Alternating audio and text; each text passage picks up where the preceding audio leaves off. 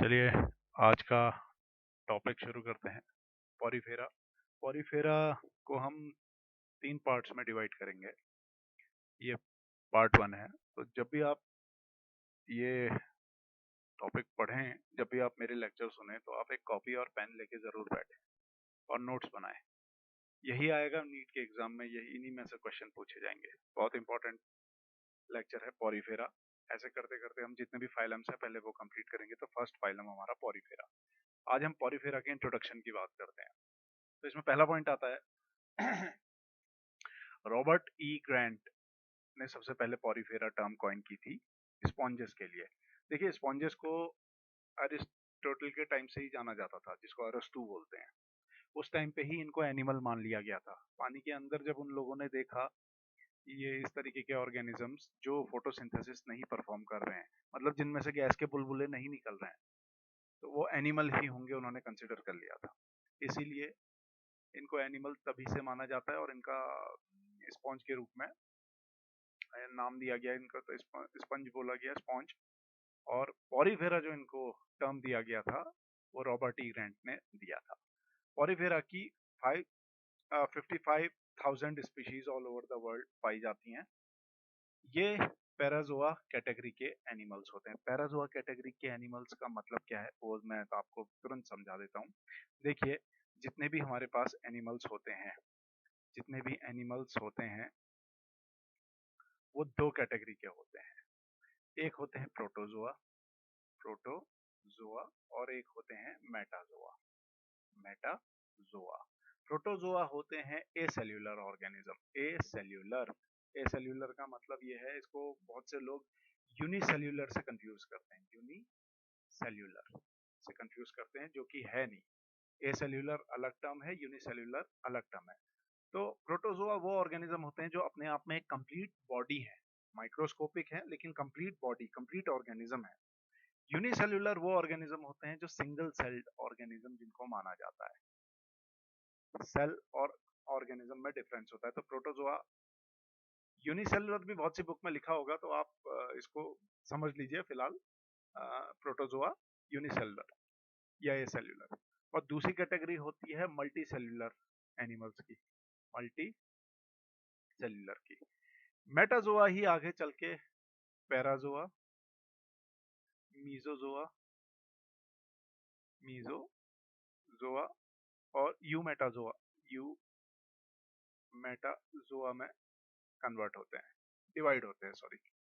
Parazoa, देखिए multi, यहाँ पर ये मल्टी सेलुलर ऑर्गेनिज्म बन गए हैं। अब मल्टी सेलुलर इस तरीके का सेल्स का गुच्छा बन गया है। इन सेल्स के बीच में जब कोऑर्डिनेशन बिल्कुल भी नहीं होगा तो वो पैराजोआ कहलाएंगे। हल्का फुल्का कोऑर्डिनेशन होगा इन सेल्स के बीच में, कोऑर्डिनेशन, हल्का फुल्का कोऑर्डिनेशन होगा तो वो मीजोजोआ की कैटेगरी के आएंगे। और जब ट्रू कोऑर्डिनेशन पाया जाएगा तब वो यूमेटाजोआ कहलाएंगे। तो हमारे जो पॉरीफेरा थे वो पैराजोआ कैटेगरी के हैं, यानी कि मल्टीसेलुलर एनिमल्स हैं, मेटाजोआ हैं, लेकिन उनमें कोऑर्डिनेशन नहीं होता है। तो ये बात आपने ध्यान रखनी है पॉरीफेरा के केस में।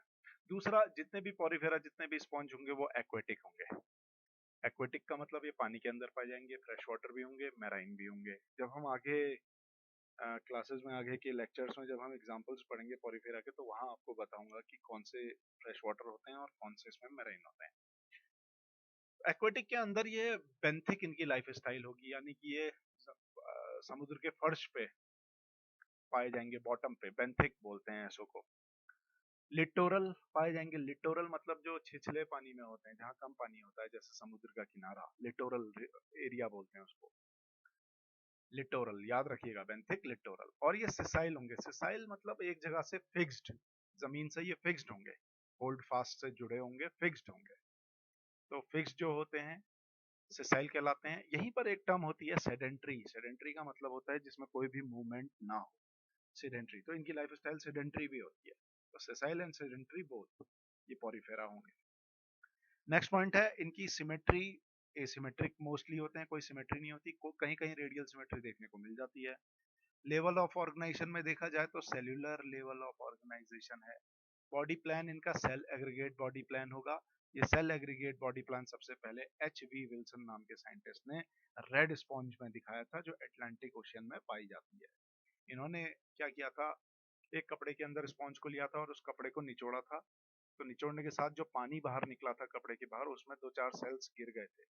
जब सेल्स गिर गए थे, उन सेल्स को अलग कल्चर मीडियम में रखा गया तो वो जिंदा थे, यानी कि cell aggregate type of body plan. मेरे पिछले लेक्चर्स में आप सेल एग्रीगेट बॉडी प्लान वाले लेक्चर में आप जाके देख सकते हैं, मैंने वहां ये बात समझाई हुई है। नेक्स्ट पॉइंट आता है, ये फिल्टर फीडर होंगे। फिल्टर फीडर का मतलब ये होता है कि ये पानी को छान छान के उसमें से अपना भोजन निकालते हैं, अपना फूड जो होता है एक्सट्रैक्ट पानी को छान छान के करते हैं। कैसे करते हैं ये आगे चल के हमसे देखेंगे। यहाँ पर राइट हैंड साइड में मैंने दिखा रखी है एक स्पॉन्ज की बॉडी। एक स्पॉन्ज कैसा दिखता है, एक स्पॉन्ज की बॉडी में बीच में एक एम्प्टी स्पेस होता है जिसको स्पॉन्जोसील बोला जाता है, और यहाँ पर एक ओपनिंग होती है ऑस्कुलम नाम की, जिससे वो पानी अंदर बाहर आ जा सकता है। तो ये जो कैविटी है स्पॉन्जोसील है, और ये रंग बिरंगी जो आपको यहाँ दिखाई है 3 अलग अलग रंग की, ये बॉडी वॉल है। अब बॉडी वॉल 3 हिस्सों में डिवाइडेड होती है, आउटर, मिडिल और इनर। जो अंदर स्पॉन्जोसील से लगी हुई बॉडी होगी रेड कलर की, वो इनर होगी, और जो बाहर के एनवायरनमेंट पानी से, बाहर के पानी से जुड़ी हुई पार्ट होगा बॉडी का, वो आउटर होगी जो ग्रीन कलर की है। तो बॉडी वॉल यहाँ पर 3 लेयर की बनी होती है। पहली होती है पिनेकोडर्म, जो यहाँ पर ग्रीन कलर से दिखाई हुई है। देखिए जो आउटर है, इसको डर्मल लेयर भी बोलते हैं। डर्मल मतलब बाहर की खाल, आउटर मोस्ट। इसमें जो सेल्स पाए जाते हैं उनका नाम होता है पिनेकोसाइट्स एंड पोरोसाइट्स। आगे चल के हम सीखेंगे ये क्या होते हैं। जो बीच की लेयर होती है उसको मीजोहाइल लेयर बोलते हैं। मीजोहाइल लेयर इसलिए बोला गया है क्योंकि ये बीच में एक स्लाइम सब्सटेंस की लेयर होती है येलो कलर की, और इसमें कुछ सेल्स भी पाए जाते हैं। तो मीजोहाइल लेयर, इनमें जो सेल्स पाए जाते हैं वो अमीबोसाइट्स होते हैं। अमीबोसाइट्स 11 अलग अलग तरीके के सेल्स होते हैं, ये भी हम सीखेंगे। और जो सबसे अंदर की लेयर होती है यहाँ पर रेड कलर की, जो स्पॉन्जोसील से डायरेक्ट कांटेक्ट में होती है, उसको बोलते हैं कोनोडर्म। इसको बहुत से लोग कोएनोडर्म भी बोलते हैं, लेकिन चोएनोडर्म इसको कभी नहीं पढ़ा जाएगा। कोएनोडर्म आप पढ़ सकते हैं, कोनोडर्म आप पढ़ सकते हैं। तो कोनोडर्म की खास बात ये होती है कि ये गैस्ट्रल लेयर कहलाती है। एक्चुअली स्पॉन्जोसील को गैस्ट्रिक कैविटी की तरह रूप में देखा जाता है, इसके पेट के रूप में, तो इसीलिए इसको गैस्ट्रल, उससे लगी हुई जो लेयर होगी वो गैस्ट्रल लेयर होगी। इसमें पाए जाने वाले सेल्स कहलाए जाते हैं कोनोसाइट्स। तो ये बात आपने याद रखनी है, ये स्ट्रक्चर याद रखना है। अब हम आगे की स्लाइड्स में इनके टाइप्स ऑफ सेल्स पढ़ते हैं जो हमने हर लेयर में पढ़े थे। देखिए 3 लेयर यहाँ पर मैंने अलग अलग कलर से दिखा रखी है, ग्रीन कलर, येलो कलर और red colour. Green colour outer थी, पिनेकोडर्म जिसको बोला गया था आउटर, डर्मल लेयर जिसको पिनेकोडर्म बोला गया था ग्रीन कलर की। बीच में जो ये येलो कलर की लेयर दिख रही है, इसको हमने मेसेनकाइम या मीजोहाइल बोल दिया है। अच्छा, यहाँ पर एक नई चीज सीखिए, मेसेनकाइम। एक होता है मेसेनकाइमा, एक होता है मेसेनकाइम। जब लास्ट में स्पेलिंग में ए लग जाए, CHYMA, तो वो मेसेनकाइमा हो जाता है। ये टर्म हम प्लांट्स के लिए यूज करते हैं। और जब लास्ट में ई लगा रहे, MESNCHYME, मेसेनकाइम, तो ये हम एनिमल्स के लिए यूज करते हैं। जब बीच की लेयर एनिमल्स के केस में हो तो वो मेसेनकाइम कहलाती है, जब प्लांट्स के केस में हो तो वो मेसेनकाइमा कहलाई जाती है। तो येलो कलर से हमने यहाँ पर ये मेसेनकाइम दिखा रखी है, इसको मीजोहाइल लेयर बोला जाता है, याद रखिएगा। थर्ड कोनोडर्म की लेयर हमने रेड कलर से दिखा रखी है, इसमें कॉलर सेल्स प्रेजेंट होते हैं, कोनोडर्म जिनको बोला जाता है। ये रेड कलर के सेल्स यहाँ पर आपको दिख रहे हैं, और इसके अंदर ठीक स्पॉन्जोसील की कैविटी होती है। ये बात आप याद रखिएगा, इनर लेयर। अब टाइप्स ऑफ सेल्स देखते हैं। सबसे पहले आउटर, जो बाहर की लेयर होती है, उसमें 2 तरीके के सेल्स पाए जाते हैं, पिनेकोसाइट्स और पोरोसाइट्स। ये ग्रीन कलर के जो अमीबा शेप के स्ट्रक्चर दिख रहे हैं आपको यहाँ पर, ये वाले, ये पिनेकोसाइट्स हैं, और ये ढोलक की तरह जो सेल्स दिख रहा है, ये पोरोसाइट है। ये इसके बीच में कैविटी होती है जहां से पानी अंदर बाहर आ जा सकता है। स्पॉन्जोसील के अंदर पानी खींचने का काम करता है, यहाँ से पानी ऐसे आएगा और अंदर जाएगा। ये बाद में सीखेंगे आगे अगली क्लासेस में, जब हम इसका कैनाल सिस्टम पढ़ते हैं तब हम थोड़ा इसकी जानकारी लेंगे। फिलहाल सेल का शेप देख लीजिए, ये अंदर से खोखले होते हैं। पोरोसाइट्स, तभी पोर होता है इसलिए पोरोसाइट्स। और बाहर ये पिनेकोसाइट्स, अमीबा के जैसे जो दिख रहे हैं बाहर, परफेक्ट अलाइन एक दूसरे से, ये पिनेकोसाइट्स, याद रखिएगा। बीच की जो लेयर होती है मीजोहाइल लेयर, इसमें जो सेल्स पाए जाते हैं उनको अमीबोसाइट्स बोला जाता है। क्या बोला जाता है? अमीबोसाइट्स। ये 11 तरीके के अमीबोसाइट्स होते हैं। वो 11 कौन कौन से होते हैं? पहला है आर्कियोसाइट्स, दूसरा है ट्रोफोसाइट्स, तीसरा है थीजोसाइट्स, चौथा है ग्लैंड सेल्स, पांचवा है स्पॉन्जियोब्लास्ट, छठा है स्क्लीरोब्लास्ट, सातवां है कॉलनसाइट्स, आठवां है मायोसाइट्स, नौवां है जर्म सेल्स, 10वां है क्रोमोसाइट्स और 11th जो हमारा सेल्स है वो फैगोसाइट्स। इतनी तरीके के इसमें सेल्स पाए जाते हैं। अब क्या हमको ये सारे नाम याद करने की जरूरत है नीट के लिए? यस, आपको याद करने की जरूरत है। और जो लोग याद नहीं करना चाहें तो वो बस दो तीन सेल्स के नाम जरूर याद रखें। एक तो ये आर्कियोसाइट्स, पहला। आर्कियोसाइट्स को टोटीपोटेंट सेल्स भी बोला जाता है क्योंकि इन सेल्स में पूरा नया एक ऑर्गेनिज्म बनाने की ताकत होती है एक अकेले सेल में, इसीलिए टोटीपोटेंट नाम है। दूसरे सेल्स होते हैं ट्रोफोसाइट्स, जिनको नर्स सेल्स भी बोला जाता है। तीसरे थीजोसाइट्स होते हैं जो फूड स्टोरेज के काम आते हैं। तो ये तीन जो हैं, आर्कियोसाइट्स, ट्रोफोसाइट्स यानी कि नर्स सेल, थीजोसाइट्स फूड सेल, इन तीनों से क्वेश्चन ज्यादा पूछे जाते हैं। बाकी ग्लैंड सेल्स जो होता है वो स्लाइमी सब्सटेंस सीक्रेट करता है, जिसकी वजह से ये वाटर प्रूफिंग इसमें रहती है। पांचवा होता है स्पॉन्जियोब्लास्ट, जो स्पॉन्जिन फाइबर सीक्रेट करता है। आगे हम स्केलेटल सिस्टम भी पढ़ेंगे स्पॉन्ज में, तो वहां पर ये स्पॉन्जिन फाइबर आपको पढ़ने को मिलेंगे। छठा स्क्लीरोब्लास्ट नाम के सेल्स होते हैं, ये स्पिक्यूल्स बनाते हैं। ये भी बहुत स्पेशल कैरेक्टरिस्टिक फीचर होता है इसका, याद रखिएगा। ये कैल्कोब्लास्ट और सिलिकोब्लास्ट दो तरीके के स्पिक्यूल्स, दो तरीके के सेल्स स्क्लीरोब्लास्ट होते हैं। स्क्लीरोब्लास्ट दो तरीके के होते हैं, कैल्कोब्लास्ट और सिलिकोब्लास्ट। कैल्कोब्लास्ट जो होता है वो कैल्शियम कार्बोनेट के स्पिक्यूल्स बनाता है और सिलिकोब्लास्ट जो होता है वो सिलिका के स्पिक्यूल बनाता है। सिलिका का मतलब यहाँ पर कांच जैसा, जो घर में कांच होता है ठीक वैसे ही दिखते हैं। स्पिक्यूल्स क्या होते हैं? स्पिक्यूल्स बॉडी में कांटों की तरह होते हैं, कांटे जैसे होते हैं वैसे ही स्पिक्यूल्स दिखते हैं। ये इसका स्केलेटल सिस्टम है जिसकी वजह से ये प्लांट रिजिड होता है, सॉरी एनिमल, ये जो स्पॉन्ज एनिमल है ये रिजिड होता है। सेवंथ कॉलनसाइट्स हैं, ये कोलेजन फाइबर सीक्रेट करते हैं।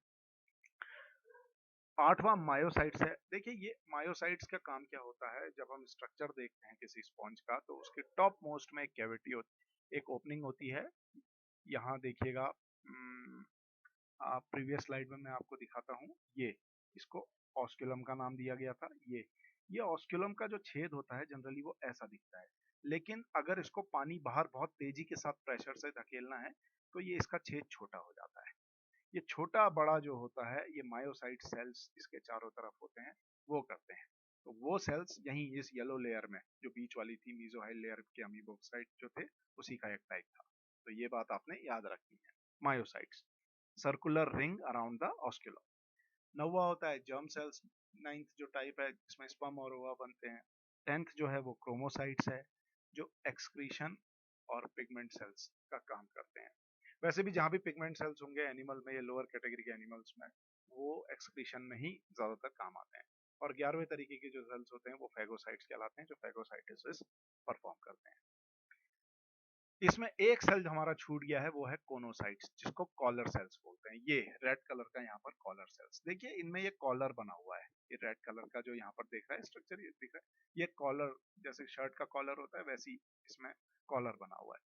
कॉलर का फायदा क्या है? देखिए हर एक सेल्स में, थोड़ा मैग्नीफाई करके इस स्ट्रक्चर को देखिए, ये जो सेल होता है कॉलर सेल, यही कोनोसाइट्स कहलाते हैं। अंदर की लेयर बनाते हैं स्पॉन्जोसील वाली, इनमें होता है फ्लैजेला। फ्लैजेला क्या करता है? गोल गोल घूमता है, यहाँ से ऐसे ऐसे इस तरीके से गोल गोल घूमता है। गोल गोल घूमने की वजह से यहाँ पर वो पानी के छोटे छोटे वर्लपूल बना देता है। वर्लपूल बनाने की वजह से हर जगह छोटे छोटे पानी में मूवमेंट आ जाता है स्पॉन्जोसील कैविटी के अंदर। जब पानी में मूवमेंट आता है तो एक प्रेशर जनरेट होता है और वो प्रेशर की वजह से पानी ऑस्क्यूलम के थ्रू बाहर निकल जाता है इनके शरीर से। जैसे ही पानी बाहर निकलता है तो यहाँ से तुरंत नया पानी प्रेशर की वजह से अंदर खिंच जाता है, तो वो पानी बाहर कंटिन्यूअसली मोशन में रहता है, सिर्फ इन कॉलर सेल्स की वजह से। इनका कॉलर जो होता है वो माइक्रोविलाई का बना होता है। माइक्रोविलाई बेसिकली म्यूकस की ही म्यूकस के बने होते हैं। माइक्रोविलाई छोटे छोटे स्ट्रक्चर्स होते हैं। ये कॉलर क्या करता है? इस फ्लैजेला को लिमिट कर देता है ताकि ये ज्यादा ना फैले, वरना फ्लैजेला तो यहाँ से इधर को भी फैल सकता है, इधर को भी फैल सकता है। क्योंकि इस कॉलर ने लिमिट कर दिया है तो ये यहीं पर बस रोटेट करेगा इतने एरिया में, ऐसे गोल गोल गोल, और अपने आसपास के पानी को घुमाएगा। पानी जब यहाँ पर स्पॉन्जोसील के अंदर घूमेगा, आप पीछे वाली स्लाइड में थोड़ा सा स्ट्रक्चर देख लीजिए। यहाँ यहाँ पानी जब गोल गोल घूमेगा, पानी में एक मोशन आएगा, तो पानी प्रेशर बना के ऑस्कुलम के थ्रू बाहर को निकलेगा। जैसे ही पानी बाहर निकलेगा, यहाँ प्रेशर की कमी हो जाएगी। उस प्रेशर की कमी को पूरा करने के लिए बाहर से पानी अंदर खींचेगा, और ये पानी ऐसे कंटिन्यूअस फ्लो इसका बना रहेगा। तो पॉरीफेरा का ये टॉपिक बहुत इंपॉर्टेंट था, इसको नोट कर लीजिएगा अपनी कॉपी में। नेक्स्ट जो होगा, ये पार्ट 1 था, पार्ट 2 पार्ट 3 पॉरीफेरा के हम डिवाइड करेंगे 3 पार्ट में। तो पार्ट 2 में जल्द से जल्द अपलोड करने की कोशिश करूंगा, लेकिन तब तक आप ये नोट कर लीजिएगा। और कहीं कोई दिक्कत होती है तो क्वेश्चन मुझसे ज़रूर पूछिएगा नीचे कमेंट्स में, और इस चैनल ज़रूर सब्सक्राइब कीजिए, तभी आपको नए नए वीडियोस हमारे टाइम पे मिलते रहेंगे। Thank you.